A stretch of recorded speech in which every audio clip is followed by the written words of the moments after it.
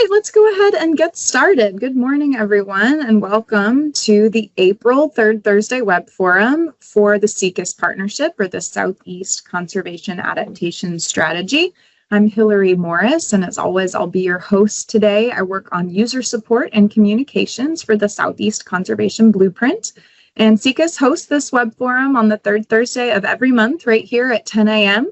as an opportunity to share the latest updates on the blueprint, get input and involvement from folks like y'all, and highlight exciting science and action in the world of landscape conservation across the Southeast and Caribbean. So here's our usual agenda. I'll start by introducing our two speakers who will present for 30 to 40 minutes or so on our monthly topic. We'll have time for Q&A and discussion at the end, and then I'll wrap up by previewing next month's webinar. We didn't have any staff updates for you this month. You probably noticed that I am recording this webinar just for the handful of people who had a conflict but wanted to catch up afterward. I will post the slides and a link to the recording on YouTube, on the calendar event from the SECAS website, and on the registration page for this email by the end of the day. And if you ever have trouble finding that, you can always just shoot me an email and I'm happy to send it to you. Does anyone have any questions before I introduce our speakers and we get rolling? All right, hearing none, we are so excited today to welcome Henley Sartin and Paul Armsworth with the University of Tennessee, Knoxville. Dr. Armsworth is a distinguished service professor, and Henley Sartin is his master's student in his lab, both of whom participate as part of the Southeast Climate Adaptation Science Center Consortium of Universities. And they're going to be presenting on a project that's analyzing the alignment of the Southeast Conservation Blueprint with potential species ranges under future climate scenarios. So y'all can just take it away. Thank you, Hillary, and thank you for the opportunity to chat with you all this morning. We're looking forward to your questions. As you can see, so Henley's setting up the slides as we get going. I'm Paul Armsworth. I'm going to lead off for us today, and then we're going to transition, and you're going to hear from Henley afterwards. You've got both of our emails up there on the screen. I also, just before we get rolling, want to acknowledge the many co-authors who contributed. You can see them up on the screen there to what we're going to show you, as well as the funders who made the work possible. What you're really going to see today is a coming together of sort of two different spatial footprints. So the blueprint obviously reaches right across the Southeast. We're going to be comparing the blueprint to some research project results that we've been developing in the Appalachians. So we're not going to cover the whole of the Southeast. We're going to focus on the Appalachians. And so by way of an overview for the talk, I'm going to therefore introduce a bit about biodiversity and conservation in Central and Southern Apps. And then I get the methods task. Like, no one wants to present on methods, I get the methods task. Where what we want to do, as you heard from Hillary, is look at how well positioned the blueprint might set us up for what might be coming for biodiversity in the future in the Appalachians. So to do that, we need to have a way to think about future biodiversity, what we might expect or what we might be sort of preparing for. So I'm going to talk to you about how we think about projecting what might be coming for biodiversity. So I'll walk through those methods with you. At that point, I'm going to hand over to Henley, and Henley's going to sort of do the key results for today, which is how do those projections about what might be coming for biodiversity compare to places the blueprint tells us in this region might be important to protect. And then Henley will handle some conclusions as well. So that's the order we're going to roll in, but it comes to me first of all to sort of set the stage a bit for the Appalachians. Now, the blueprint and this series is sort of all about spatial planning and spatial planning for its nature benefits. And so there's various ways you could think about, various places you could start with where it's important for conservation. Where might we think about as priority places? This is one product that people would commonly turn to. It's produced by NatureServe, and the dark red here are places on the map where you have concentrations of relatively small range species. So these are quite localized species, they're aggregated in those places, and in addition, these are places that are not currently well protected, or species that are not currently well protected by permanently protected areas. And if, I'm sure it's already happening, if your eye sort of bore in on the southeast, you might say, hey, look at the panhandle of Florida, I'm concerned about that. But you might also look at the region we're going to talk about, which is the central and southern Appalachian region. So for us sitting here in Knoxville, this felt like a fairly comfortable focus, given its importance, as you're seeing here nationally, in terms of what we need to think about for protecting biodiversity. So why do we get that cluster of red in the mountains? There's not one reason, there's sort of multiple factors coming together that make the Appalachians important for species, and that sort of highlight some of the things we might want to emphasize. So one, the mountains are just old and they're complex. So there's rich geologic and topographic diversity. And the one thing biodiversity loves variation. So that sort of complexity, that coming together of different topographies, that creates opportunities for species. In addition, the Appalachians are the only sort of north-south mountain chain for the whole of eastern North America. So they have a particularly important role to play in the North American biota. You see both of those things come together in climate information for the mountains as well. So Henley, you've got here up on the top, temperature, and down below precipitation, and you can see, particularly in the temperature map, you can see sort of the finger of the mountains reaching down.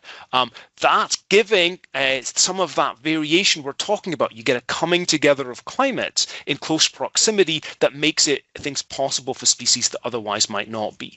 You can also see in the precip figure, they're just very sort of wet compared to the surrounding areas. Again, all of this creates opportunities for species.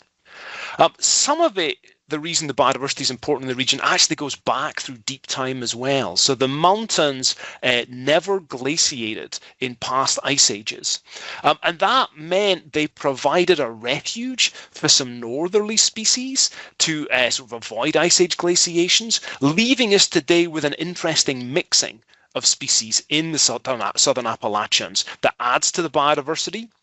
And if we come to sort of recent history, another thing that's important is just that while there was a lot of deforestation in the Alps, they are still relatively heavily forested compared to some regions nearby. You can see there in the Midwest and the coastal regions that the mountains actually are where a lot of our forested areas are. So there's lots of different reasons coming together that are leading to why biodiversity is quite an important concern for us here in the central and southern Appalachians.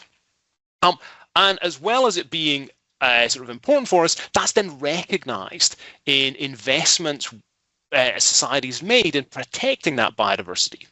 Now, the numbers here depend on just how I define the Appalachians. So if we have a bold and expansive definition of what we're counting as the Appalachians, reaching into bits of the Piedmont, then we would say 5% of that is fully protected area. 10% of it at least gets some protection in multiple use zoning. If we are narrower, if we skinny up and we go only to sort of higher elevation areas, those numbers go up. It's more like 7.5% fully protected, 15% getting some protection. So quite large areas being protected in the mountains, and as you would expect on a blueprint call, we know fine well that that's a real mosaic, though. It's being administered by different federal agencies, different state agencies, NGOs, tribal nation partners, many other actors. So it is sort of a whole team effort to protect these different ecosystems. And for years here, for years here in Tennessee, we've had sort of running research projects trying to understand these protected areas and what they do. You can see one of the students out in the field here, and you can also see us doing sort of a GIS analysis on a particular inholding, trying to understand what's the contribution those protected areas are making.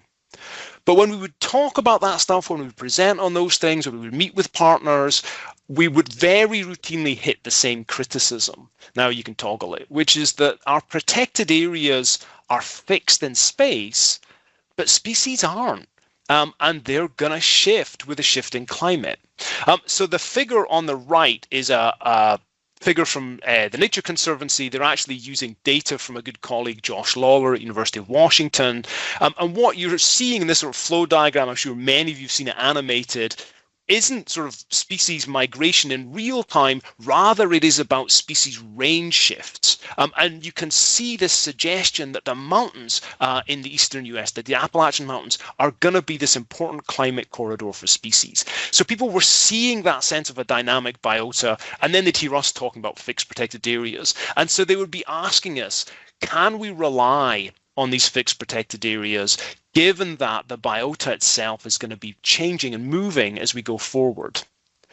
We had our first go at that question a few years ago. A postdoc called Gengping Zhu sort of led that effort for us. And Gengping, he set a target of saying he wanted 15% of a species range to be in those highest levels of protection, those strict protected areas. He ran sensitivity analysis, he did smaller percentages, higher percentages, but he set that as an indicative target to see what that would do. And he found if we just looked at present ranges, the amphibians, and again, think about the fact that we only have so much protected area, species have small ranges. The amphibians, some of them met that target. You might say you would have liked more, you would have, but still, some of the amphibians met that target in the present. It was harder for some of the wider ranging things like the birds and the mammals. More concerning, though, was when Gengping sort of wound the handle forward and tried to predict what might be coming as climate change would apply. And he found a lot of losses. A lot of the species that might have reached that target today, he wasn't convinced would in the future. So that was a first go from our group at trying to understand whether the protected areas we have at the moment are going to be adequate for what's coming. What you're going to hear from us today, though, isn't about existing protected areas, but rather where we might want to protect. So with the blueprint, thinking a bit more prospectively about what places might we need to protect these species as they move forward. Okay, so next slide. So that's a little bit by way of an introduction to where we're thinking about Central and Southern Appalachians within the SECAS footprint. But now what I'm going to talk to you about is, in order to do this comparison of how well the blueprint is positioned to protect places we think might be important for species moving forward, I need to explain to you, how are we thinking about future biodiversity? How are we coming up with that projection of what might be coming for species moving forward? Right, so this one we're going to build up gradually. The biodiversity here, we're not doing everything. There's all sorts of species in the mountains that I don't have in that are incredibly interesting. I would love to have included them.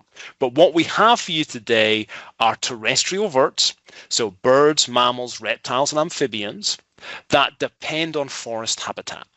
So that's about, and are of conservation concern. So we focused on things on SGCN lists, things that are ESA listed, things that are of conservation concern.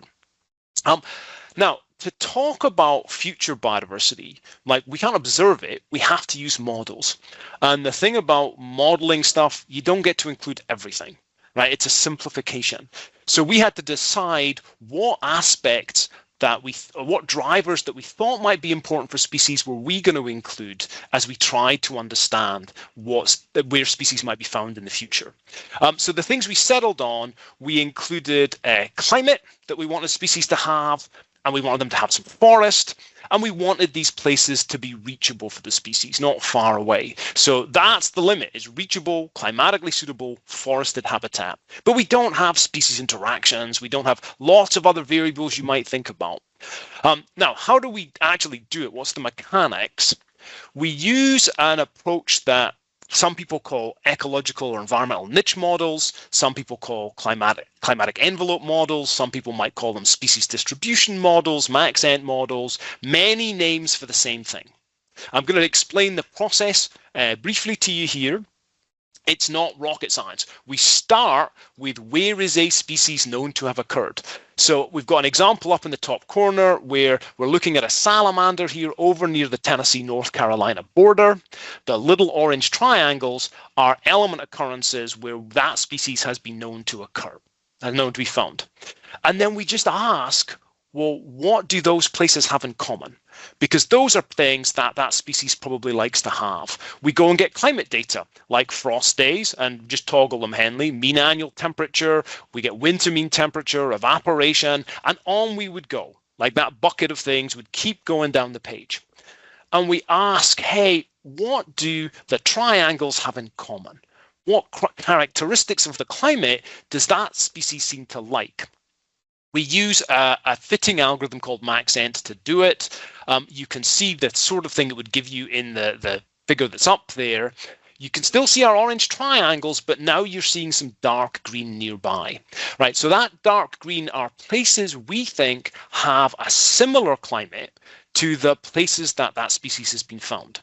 And you can see it hugs the orange points as we might expect, but also there's parts of that map, if you look carefully, you'll see some dark green sort of reaching beyond the orange points. And that's us saying, hey, we don't know if the species is over here, but the climate conditions still look okay as you move a little bit further away. So that's current suitable climate. Now, when you do the fitting, we actually learn things about what the species wants. So we don't just get a map like that. We get an understanding of what set of climate conditions does it seem to like based on where we find it today. We can take that sort of understanding of what the species likes and we can say, hey, well, where might those climate conditions be found moving forward? We take outputs from the climate modeling community. So climate models, they use different approaches, but the most common thing is called a global circulation model. It's trying to predict what the climate might do in coming decades. Now, to make those predictions, that physical science community have to make assumptions about how we as a society are going to organize ourselves, particularly sort of how much greenhouse gas emissions we might make. But there's things that go into that, like, well, what's population size going to do? And what's the economy going to do? So they have assumptions going in, and we're going to carry that uncertainty from those assumptions, because they run different combinations, through our analysis as well. Now, you can see what you get. So we started up at the top with where we thought the climate might be suitable for the species in the present. And for this example underneath, you're now seeing, okay, well, what happened to that climate? And lots of the dark green has gone away. Right, that's a signal that here's a species where in this set of conditions, we would say it looks pretty vulnerable, that the climate conditions that the species seems to like, that combination doesn't look like it's going to be there for the species moving forward. Now, that's a pretty extreme example. That's often not what we see in our solutions. What we often see instead is that things just move a bit. So they might move in the mountains, they might follow the mountain chain sort of north and east, or they might move upslope, go up in elevation. So we often instead, this sort of reduction, we often see a shift. So another thing we wanted, as well as suitable climate, we wanted to make sure if there was a shift, the species range would be able to track, to move, to find places that were still suitable for the species. So we went to the literature, we got estimates of how quickly species range might shift across the landscape. And so now we were able to think about, well, where's their future suitable climate? And also, could the species conceivably get there? Also, these are forest species. So in addition, we included where we think forest might be for the species moving forward. Now here, what we actually do, the climate piece, those physical climate projections, those have made assumptions about where forest is going to be on the landscape. So we include those same assumptions to keep things consistent for and we apply them to our region. They're a little bit spatially coarse for planning, so we had to do some downscaling to get a more resolved picture of what those were telling us. But now we've got future suitable climate that's reachable for the species and we think is going to have forest. And then the last piece of this, we didn't just want this at some distant future, which you might have seen in climate analyses in the past. We wanted to make sure that there was a pathway for the species moving gradually forward through time. So we built this out looking decade by decade and making sure a species could move, find suitable climate that had forest at each time step, and we could get sort of gradual progression across the landscape. So all of that is how we are thinking about what might be coming for species. When Henley's going to compare to the blueprint, it's comparing over the top of this. Now, what does it look like? So we've pulled out an example for you in the next slide. So for yellow-throated warbler, just one of the species in the set, and just I've pulled out one scenario, predicted change from the present to the 2040s under a particular set of assumptions about greenhouse gas emissions and things. But I've done it so you can get a sense of what a prediction is. So here's our Appalachian region, and the shading on here is showing you the sorts of things the model is saying. So the grey are places we don't think are suitable in the present and we don't think are going to be suitable moving forward. The burnt orange, those are places that look suitable right now, but we're concerned might not remain suitable under this set of assumptions for the species moving forward. The yellow, they're sort of redoubts. They stay suitable all the way through. And the green is interesting. The green, these are places we don't think look good for the species right now, but by the time we get to the 2040s, we think these are places that look like they'll have a suitable climate. The species could get there. We think there'll be some forest for them. So that those greener places, we expect to see some gain for the species. Now, that is one map. We'll have 273 species though, and then we have to think about the variation that's underneath it as well. So we have that across each decade. We have that across different sets of assumptions of about how greenhouse gas emissions and things might play out. That means we already have sort of 4,000 of those maps. And that's before we have other variation. The climate community is never happy. The scientists are never happy. So we also have different climate models. So we have like 17,000 of these maps. But that's the data resource that we're going to be sitting on top of and analyzing and comparing to the blueprint. Henley is going to give you a spatial picture, but I thought I would just show you just by species first of all. So here species are along the horizontal going down to the smaller range size species, and you can see for the birds that many of the birds look like they're doing okay. They're quite large range, and many of them are going to have a lot of suitable habitat. There's going to be some gains in some scenarios for them, although some of the smaller range ones, you can see that orange loss signal sort of eating out part of where the birds are today. So there are some species you might be concerned about, but perhaps a clearer signal is if we compare birds to other taxonomic groups. So coming up now, you'll see the mammals, the reptiles, and the amphibians. And here you see we have more concern about some taxonomic groups than others under this combination of climate and land use and dispersal. So the amphibians, we get that faster tailing off. That's happening just because there are many smaller range amphibians than the birds. But if you look over towards the right for those smallest range ones, now that process of sort of orange loss eating out of the available range, that starts to become more of a concern, right? Those are species that they're small range to begin with, and we're starting to see a lot of losses in our predictions. So that's a group we might have more concern about. So some taxonomic variation. Right, you guys have had to suffer through Paul in his Scots doing methods and introduction, something none of you came along for. Now I'm going to hand over to Henley, who gets the fun part, which is to tell you about the results when she compares this to the blueprint. Oh, thank you, Paul. Can everyone hear me okay? I can. All right. So thank you guys so much for having me today. I'm going to be talking a little bit about my research, where I've been looking at these results in context of the Southeast Conservation Blueprint. And I'm sure many of you on the call are familiar with the blueprint, but just as a gentle reminder, the blueprint is trying to create this connected network of lands and waters to benefit species and people. And so I'm really interested in this plan because I'm really interested in the Appalachian region. So we're looking at the Appalachian subregion of the blueprint, and that's this figure right here. So we're not looking at the whole blueprint, just as Paul said, the species that we're interested in are located around this southern Appalachian and central Appalachian mountain region. So we're looking specifically at that subregion of the blueprint to do our analyses in this project. And I'm particularly interested in the blueprint because it's an example of a collaborative conservation plan that's looking to the future for different priorities for conservation action. And I'm really interested to see how does this hold up with our model results for species ranges in the future, because it's a really great example of a plan that people are currently using. And we know there's a lot of different background indicators within the blueprint. So we want to see how is the blueprint doing at representing where we think species might be in the future when we're using all of these different background factors that are helping us figure out what these priorities are. And so the data set that I'm using is a slightly smaller data set of the whole data set Paul outlined, partly because I'm looking at a smaller area. So I'm looking only at 263 terrestrial vertebrates that are present. And then again, as Paul said, we're looking at these species with context of how far can they move. So is the region reachable? And then they are also forest dependent. So we're thinking about this forest dependency.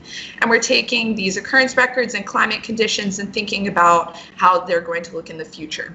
So I'm also looking at a very specific set of climate scenarios, looking at the 4 climate scenarios Paul outlined. Those are anywhere from an optimistic climate scenario to a very extreme climate scenario. And then I'm looking across 3 decades. And so if you think about one specific climate scenario, SSP3, we might see that all of our species, these 263 species, we can get a snapshot image of how many species we think might be present in a particular pixel on this map. So within this region, the warmer colors are more species present, and the cooler colors are less species present. And this is what we're assuming is present based on our model. We don't know exactly the future, but this is what we're modeling might occur under this 2031 to 2040 decade under SSP3.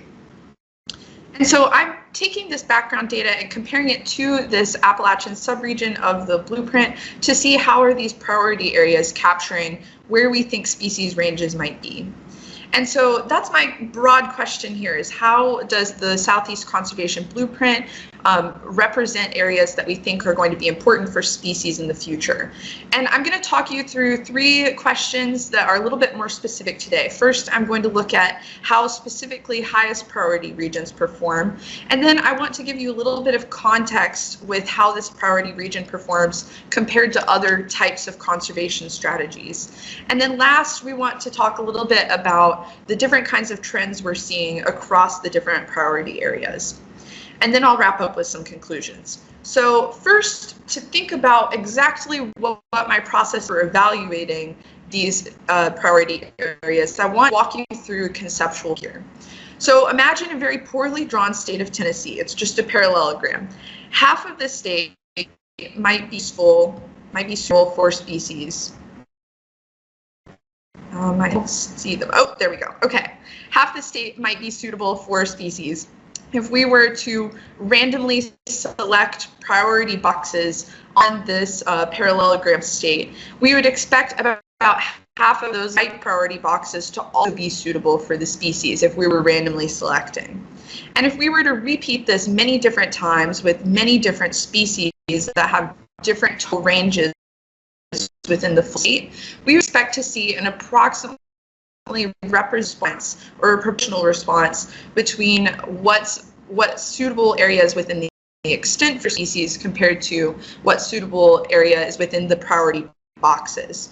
So that's the null hypothesis that I'm comparing against when I'm running my analyses and so just a little bit more about what other kinds of outcomes we could expect to see if we had the same kind of slope when we look at this regression line, but a negative intercept.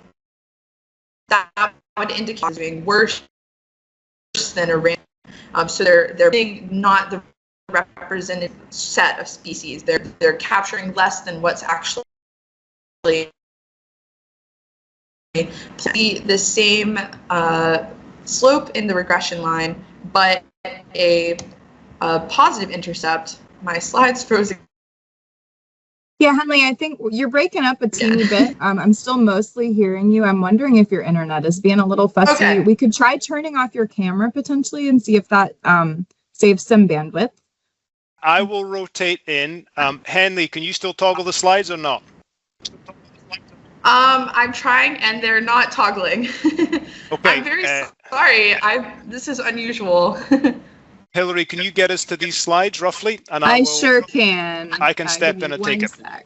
Yeah. Okay. Yeah. So what Henley's describing is what we might expect to happen. So you can see in the slide she's got up at the moment that we have to think about.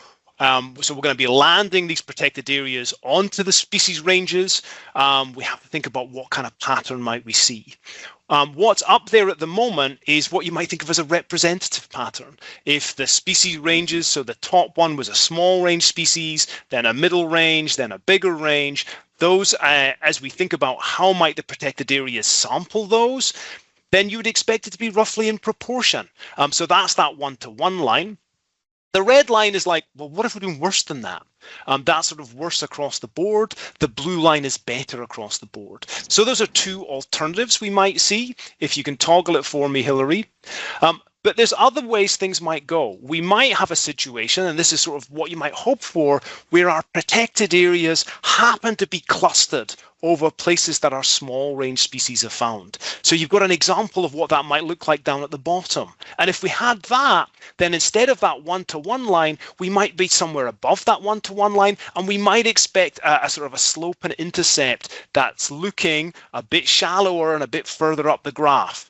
More pessimistic, keep going for me, Hillary, would be this, whereby we've sort of missed the places that are important, and those small range species are underrepresented. So we need to think about all of those as possible outcomes, but what we actually do then is take those projected ranges I described to you and compare them to the blueprint itself. Next one, Hillary. Right, and so that's what you're going to see next. How do the highest priority areas, so that sort of top tier of blueprint recommended sites, how does that do at representing species ranges that have been projected? Now remember, the blueprint never saw these projected ranges, and that black line, that's what you might have expected if the protected areas were just sort of representatively sampling, and the red points are what we've actually got. So those highest priority areas, even though they never saw the data, like they were based off those other indicators, they never had these projected ranges, those highest priority areas are doing even better than representative. They are finding places on the landscape that we think are going to be important for species moving forward. So that's a very encouraging signal. If you were being a little bit churlish, you might say you would have liked it to be a little bit sort of flatter, meaning that the small range ones are getting even more attention. But overall, this we think is pretty optimistic. Keep going for me, Hillary.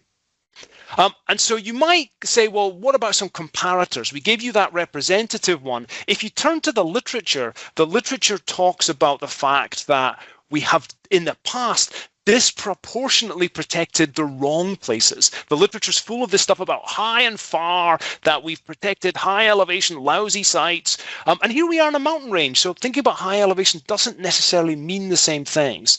So Henley had to go at thinking about what the literature was sort of worried about. She used a data set on conservation costs, and she said, well, what if we'd, in the past, our history of land protection, we'd focused only on cheap areas.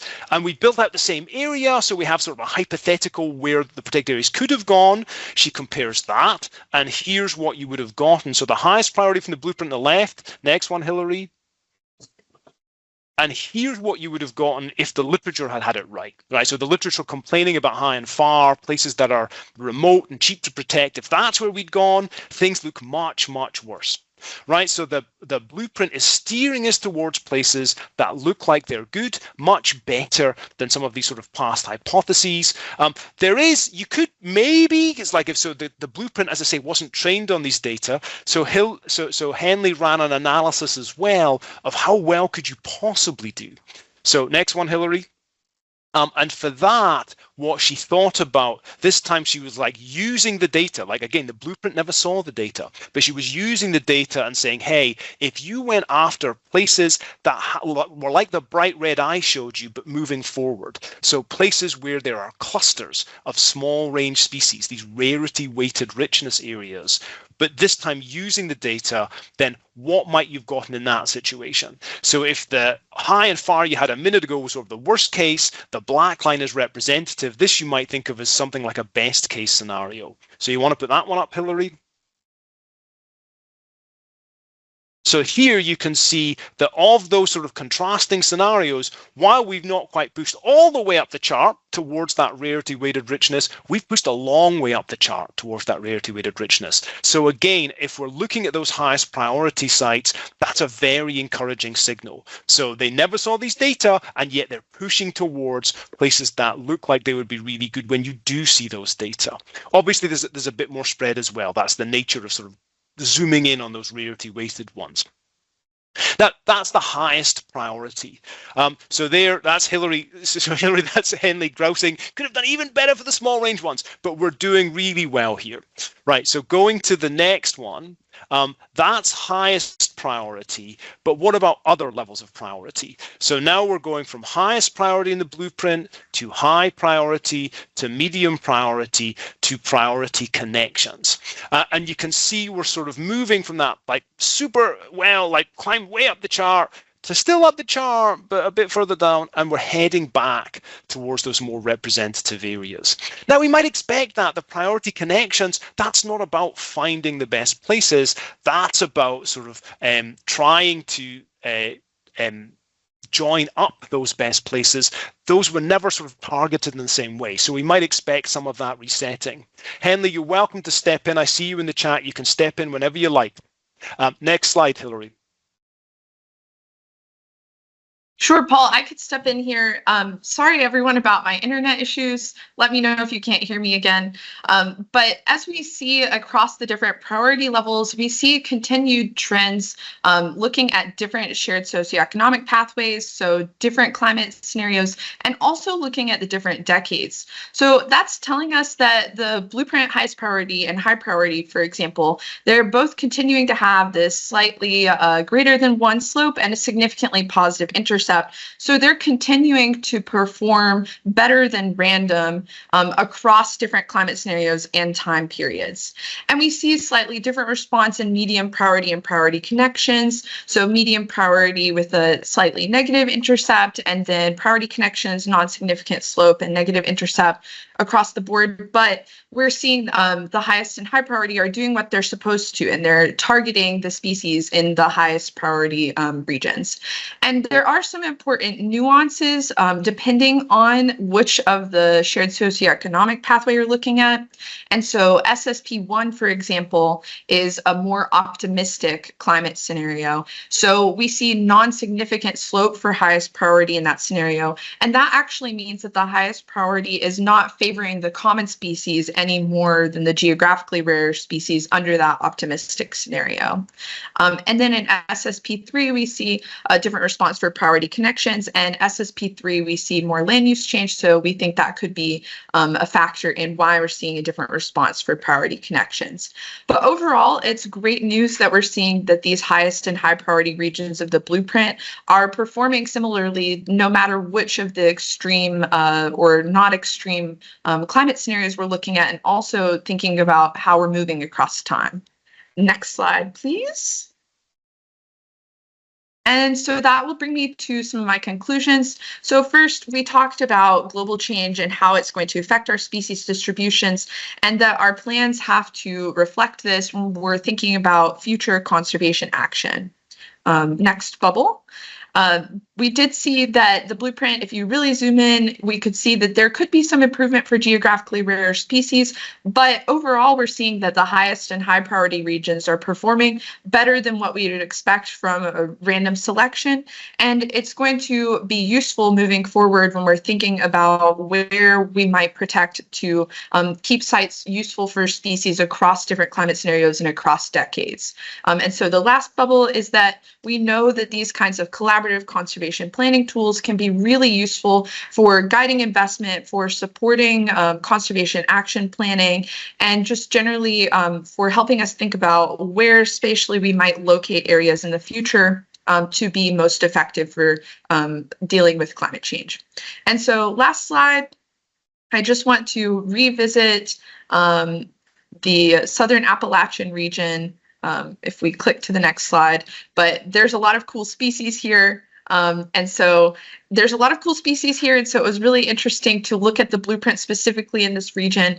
We might see something different if we look at different regions, but the results we see so far here are very promising. And there's a lot of cool species here that we can think about protecting moving forward using the blueprint. And so now I think Paul and I will take any questions. I'm going to leave my camera off just to be safe. But if there's any questions in the chat as well, let me know. Sounds great. Thank you guys so much for that fantastic presentation. Awesome teamwork, persevering through the tech issues. Appreciate y'all's patience working through that. So yeah, we have, I would say 10 or 12 minutes for questions. If anyone would like to jump in, feel free to raise your hand and I'll call on you, or you can type questions directly in the chat and I will read those aloud for the benefit of the recording. I might claim moderator's privilege here. I should jump in with a question of my own.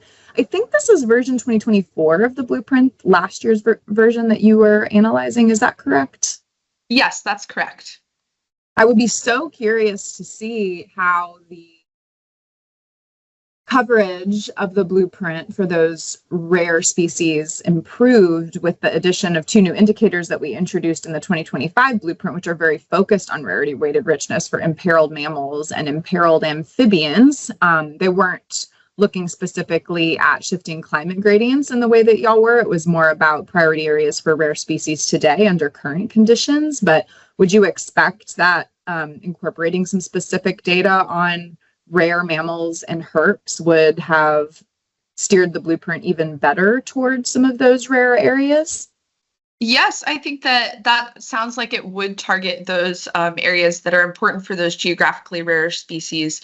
So yes, moving forward, I'd love to repeat this analysis. I see another question in the chat about the swap COAs. And so again, like with the Blueprint 2025, it would be really interesting to see how those changes that you're making to the blueprint would compare to this evaluation. And I would expect with those additional indicators to see improvement.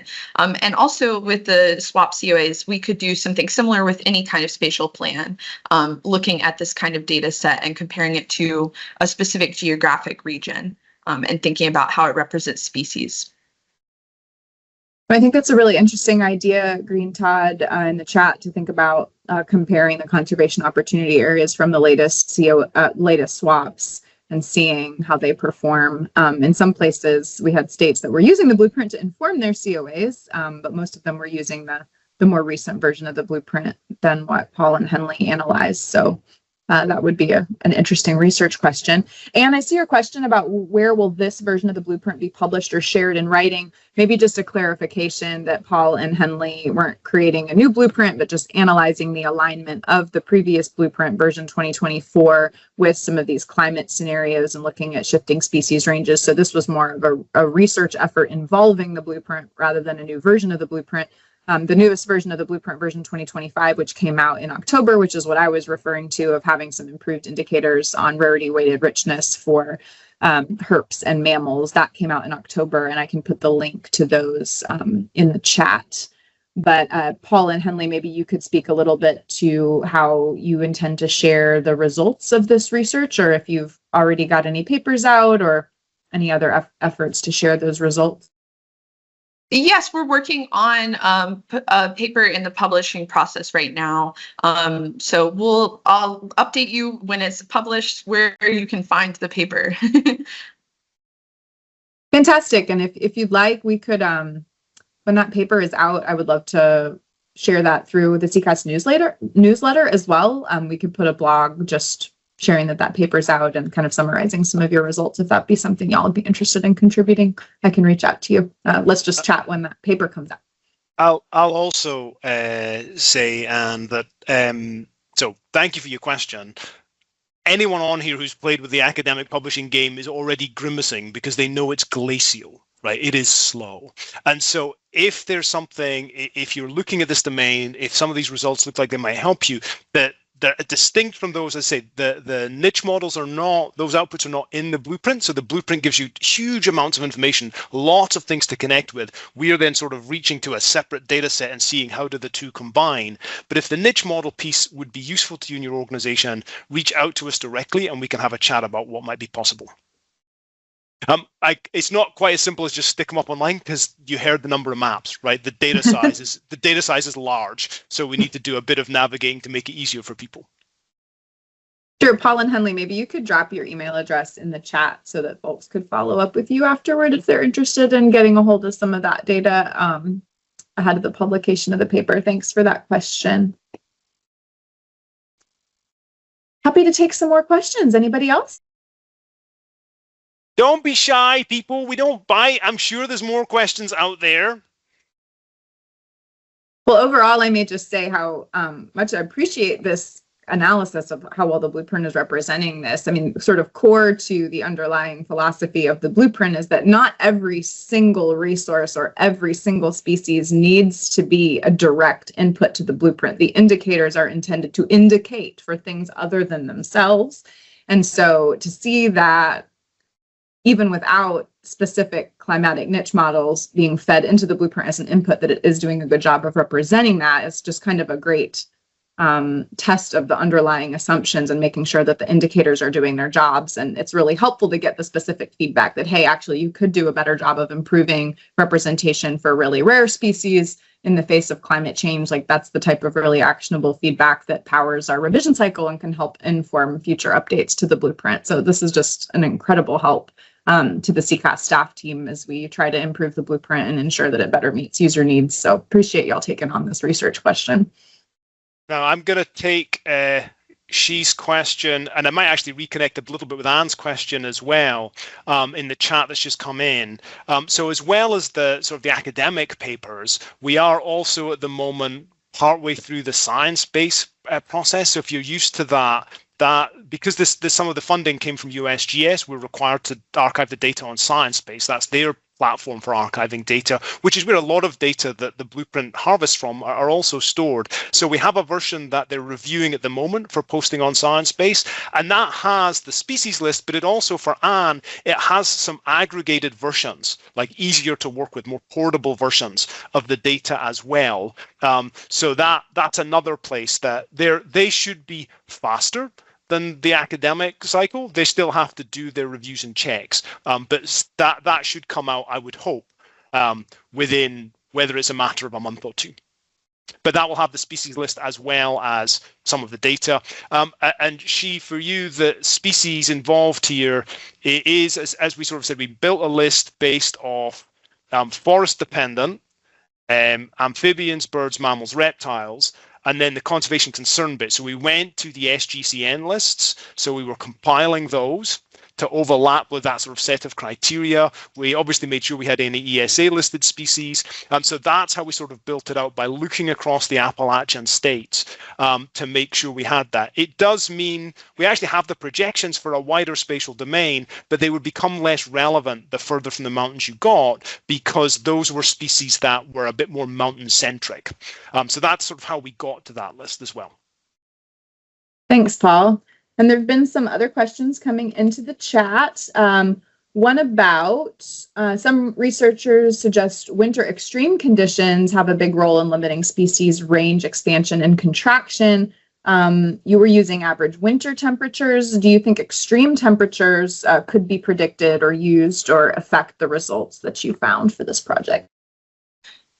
So we looked at different species within this data set. So from my understanding, when they were doing the modeling part of this this research, every species, there were different climatic variables that were important for the species. And so I think they limited it to, it was like something like 6, it could be 6 variables, it could be 15 variables that are in the background. But I think it depends on how the model performs in comparing to those original occurrence records, which of the climatic conditions are considered in the model for the species. So I think extreme temperatures could be used in the modeling background. if that's an important factor for species. Paul, you could jump in if you have more detail. Kevin, the other aspect is sort of what counts as extreme. So what the model has it does have sort of in the middle of winter, what do we think the relevant indicators are, like number of frost days or sort of the mean temperature right in the thick of winter.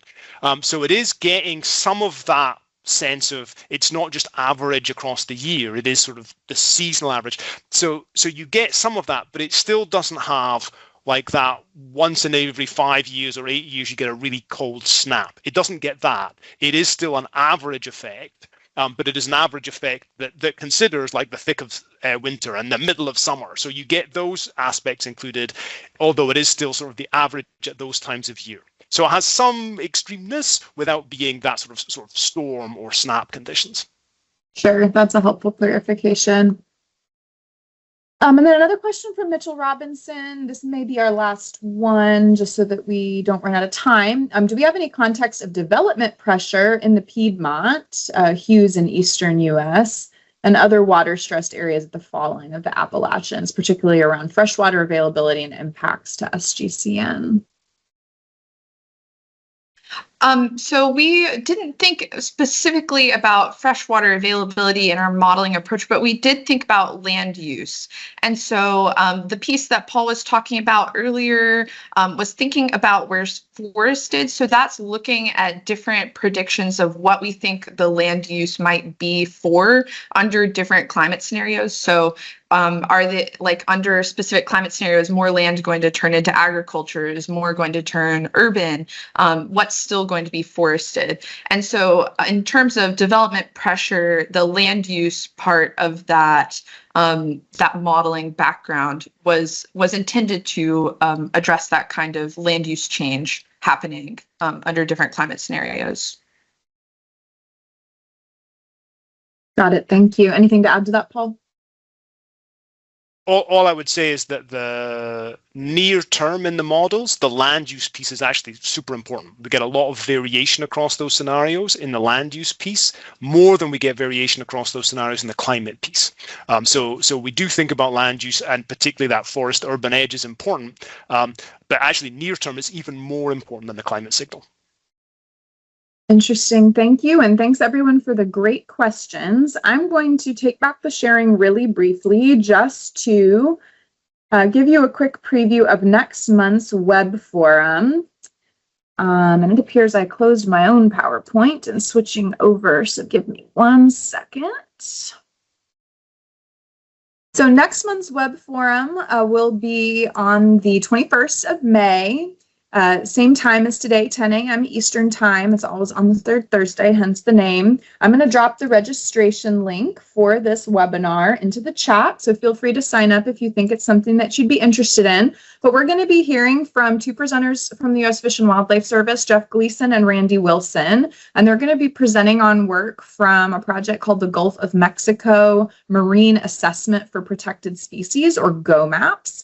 And the objective of this component of the GOMAPS project was to document the occurrence and diversity of bird species in nearshore and open sea environments in the Gulf of America to help inform regulatory and other decisions that influence the conservation of migratory birds. We know the Gulf of America is critically important for migratory birds in North America, particularly seabirds. And this project was geared toward addressing some data gaps in species composition, distribution, and abundance for seabirds to help guide management decisions. And I'm very excited to say that it's going to be feeding into a brand new indicator in the next version of the Southeast Conservation Blueprint that is representing marine birds in the Gulf. So that this way we will have marine bird indicators on both the Atlantic and the Gulf side that influence the Southeast Blueprint priorities, which we're really excited about. So please tune in if you're interested. And kind of a now for something completely different, moving from climate models in the Southern Alps to birds in the Northern Gulf of Mexico.